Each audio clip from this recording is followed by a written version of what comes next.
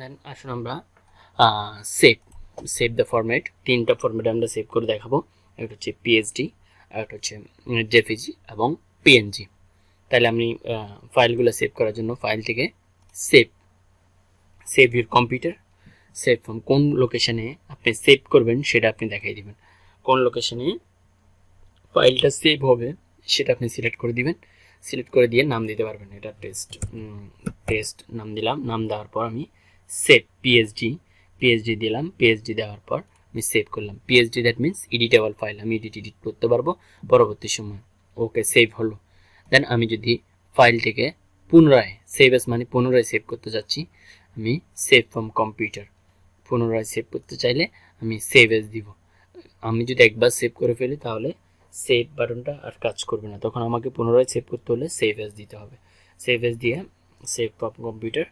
দেন আমি এখান থেকে জেপিজি ফাইলে সিলেক্ট করলাম। জেপিজি ফাইলে সিলেক্ট করে আমি সেভ দিলাম।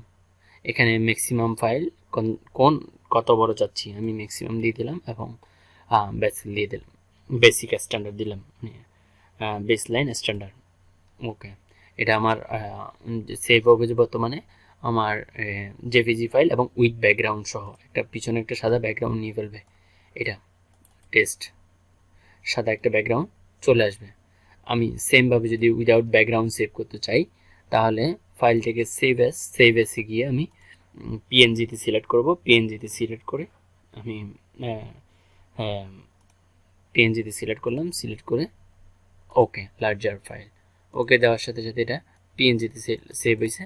আমার পিছনে একটা ব্যাকগ্রাউন্ড কালার, কোনো কালার আসছে না, এই সাদা কালারটা আসছে উইন্ডোজ ভিউয়ারের ডিফল্ট, উইন্ডোজ ভিউয়ারের বাই ডিফল্ট কালার সাদা কালারটা আসতেছে।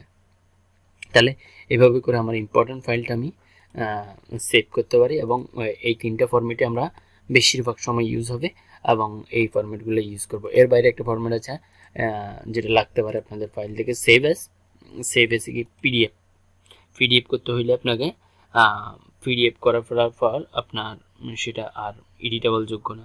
দেখি PDF target PNG PSD EPS. আচ্ছা, পিডিএফ ফরম্যাটটা এখানে নাই, আছে পিডিএফ ফরম্যাট। এই পিডিএফ মানে একটা নট এডিটেবল ডকুমেন্ট, এটা এডিট করা যাবে না। পিডিএফে দিয়ে save from computer, save from PDF, yes. এখন দেখেন এটা পিডিএফে সেভ হয়েছে এবং পিডিএফে সেভ হওয়ার পর সেটা এডিট করা যাবে না আর, এবং এটা এখান থেকে প্রিন্ট দিতে ভাঙবে না, নড়বে না, ফিক্স থাকবে, ফিক্সড ডকুমেন্ট। তাহলে এভাবে আমরা এই চারটা ফরম্যাটে আপাতত সেভ করতে পারি এবং এই চারটা ফরম্যাটে আমাদের মোস্ট ইউজেস হবে, বাকিগুলো আমাদের লেস ইম্পর্টেন্ট, এত প্রয়োজন হবে না। ধন্যবাদ সবাইকে।